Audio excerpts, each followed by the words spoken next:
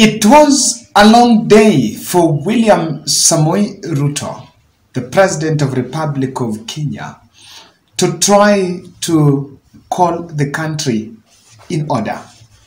And in a lengthy 20-minute speech, Kenyans are asking, what exactly is the message behind William Ruto's speech? I want us to analyze that speech critically in this analysis. Kindly subscribe to our channel, click the notification bell and like our video. Thank you very much for our supporters across the world.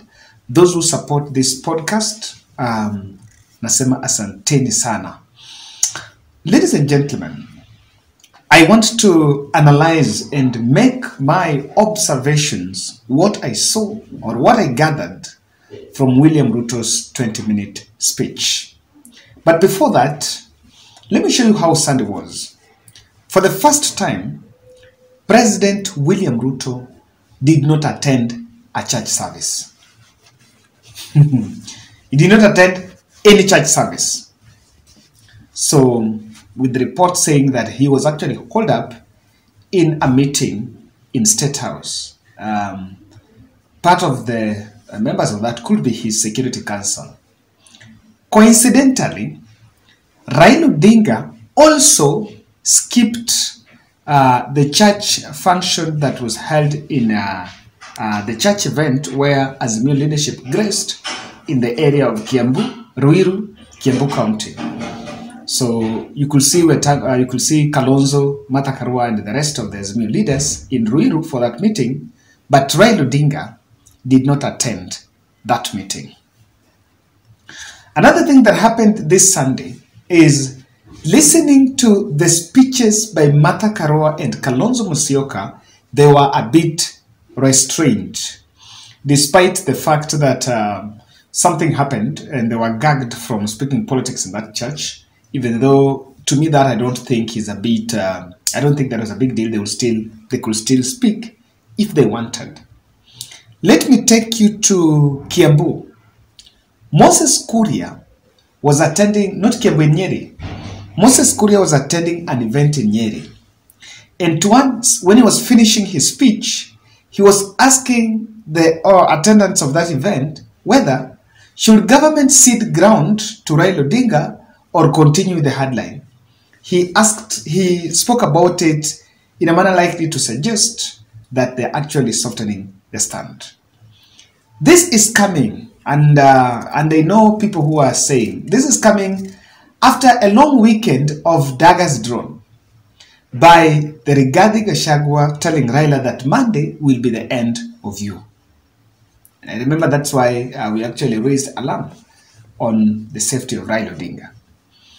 With Defense CS Aden Duale saying that Raila will not be allowed in those corridors, the corridors of Western, or rather in Nairobi, Westlands, Nairobi, and Eastlands, because it's bringing destruction of property. Now, I listened to William Ruto's speech, and in that 20-minute speech, he asked Raila Odinga to call off the mass action. And in that lengthy speech, he tried to address some of the things that Raila Odinga has been speaking about, while directly referring to the question of IBC on that process to be stopped for a bipartisan political one that can accommodate all political parties by a bipartisan approach.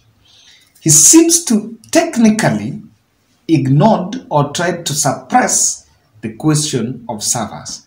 And about the cost of unga, he is not speaking the language, or rather he is not talking to Raila Odinga's, to the Azimio team demands.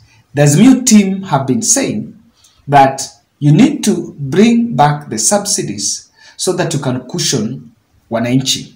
But he's still holding on his position of, I have given people fertilizers, we're also going to import. But again, I am seeing him acknowledging that the cost of unga, the Unga revolution question, is a reality that is catching up with them. I want to play for you this clip and I want you to pay close attention to the tone and compare that to the speeches, the last combative speeches that Rigathi Gachagua, Kimani Ichung'wah, and William Ruto made when they went for an event in Kisii. Compare this. And in view of the recent events that led to loss of life and destruction of property in the demonstrations that have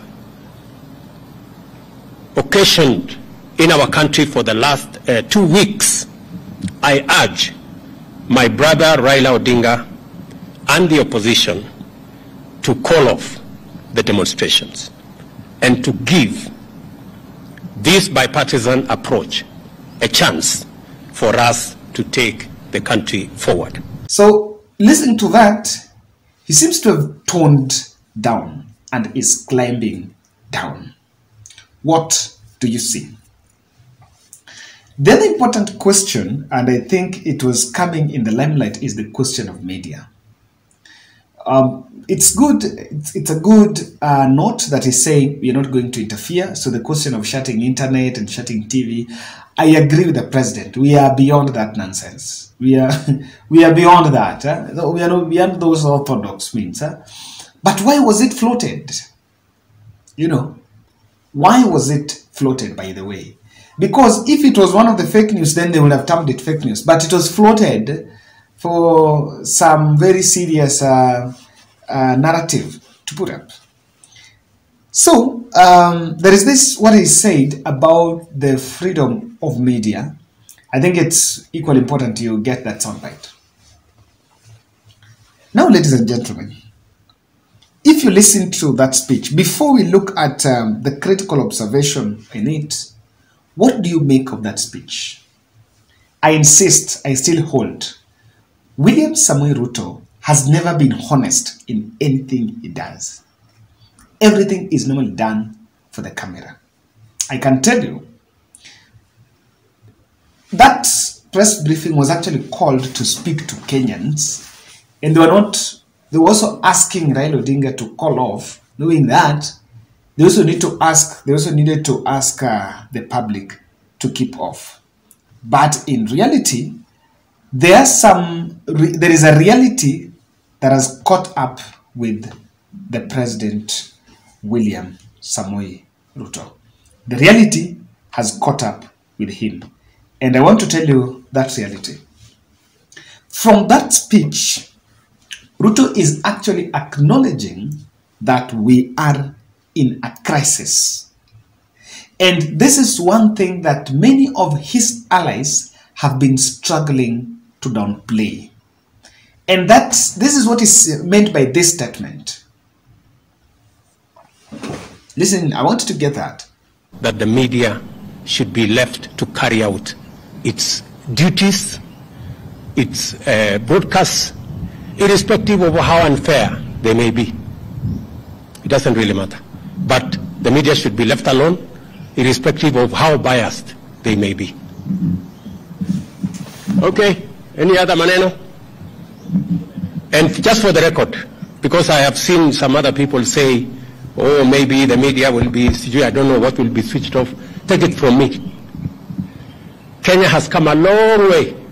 The era of switching off, I don't know, this or that's way behind us. I have said we will support the right of the media to carry out its function. You have our absolute support, irrespective of how biased you are against us. We will support you. Remember, the talking has been downplayed by many of his allies who kept on telling Kenyans that we are not in a crisis and coming to give press briefings the way the country, they are going to use the police to protect property here in the country. Now, there is one thing, there is the second thing, the reality with William Ruto that he's seen. He is saying that he, despite of that Nairobi operation, deploying the police to contain demonstrations, the country has lost. And it is no longer tenable, or rather sustainable, to handle, or rather to neutralize demonstrations with the issue of the police. Why? He is referring to the destruction of property. He's referring to the looting. And I like the fact that he's acknowledging that there are criminal elements that are taking advantage of the mass action. Let me tell you, that has been my clear point. There are criminal elements taking advantage of the mass action. But that is one angle to it. The other angle to it, the issue of goons can come also from the state. It is possible. What happened in Northlands? Organized. With friends with deeper pockets. So, no one, and Ruto is actually looking at it this way. Kenyans are losing. Demonstration can be in Mathare, but in Umoja, people are crying. My shop has been broken into. Demonstrations can be around stage in town, but somewhere else, people are crying. This and this has happened. So he's also making that, that's also coming to reality. That is the reality in that speech. The third thing is so. The data on death, injuries, is showing that no one is winning it. Neither the police, neither the journalists, nor the population. In fact, the only people that have escaped unhurt are the journalists. The population has been hurt, the journalists have been hurt, the police have been hurt. And he shared very interesting data, which even though I know that further needed to, there is a lot of fact-checking needed. He's saying, out of 3 deaths reported, 1 is a police officer. That's his state. Number 2, he said that approximately 400 Kenyans have been injured in the protest, and out of 400, 60 are police officers. What does that data show? That data is showing no one is safe. There is a question of no one is winning it. The context of the issue of handling this mass action as we will win or we will deal with you is out of the question. Looking at that data, if 3 and 1 is a police, we have 400. Look at that percentage. Look at that percentage. There is something that William Ruto has seen. That data shows you, and as a Kenyan, if you look at that data, you will see clearly. E question ya CCBSF, that is not there. 3, the economy has had a hit and has dealt government a huge blow. It cannot be ignored. You cannot ignore it. Let me give you an interesting, if you remember the video that I did about the shutdown of media, I did it when I was actually in Uber. So the Uber guy told me that on Monday, these people who want to open shops here, you can't even come to open. He's telling me those shops are normally closed. Because even if it is peaceful, there is no buyer. So, and then if you're in town, you'll have to buy breakfast, you'll buy to take tea around the midday, maybe take lunch, and transport home to and fro, spending close to around 300 shillings, or let's say 500 shillings. But then, there is no money. Who is buying? So, we'll even go to town? Yes. In the same measure, he's telling me, we were shocked today, the Kanjo guys were actually working, collecting, making the usual collections. Why? At the back of their mind, the county know very well that on Monday they are not going to collect anything. Remember, this revenue collection also have an element of personal fortunes. There are also people, the bosses that also sit and take a chunk of what is collected on a daily basis. So apart from even the national treasury, the revenue stream going down, even there are people's pockets that have gone dry. So the question of economy cannot be ignored. Let me tell you. There's a ship that was supposed to cruise in, that was supposed to dock in Mombasa port. It could not dock because of the instability in the country. And what happened? It had to dock to South Africa, and Kenya lost. Yesterday, Museveni is crying that goods cannot move to that place. So, because of Kisumu. Kenya is a landlocked. Uganda is a landlocked country. So they get from us. So when transport is paralyzed, everything goes down. And President Ruto is acknowledging that. That is something that juvenile politicians and the compact majority, we used to call them in Dolo, called Jodongaich. I think some people call them tumbocrats. The tumbocrats could not acknowledge that. Lastly, the messaging was centered on toning down the political rhetoric. You know what he's calling Raila? I'm calling my friend. It was intended to tone down the political rhetoric. I know for sure.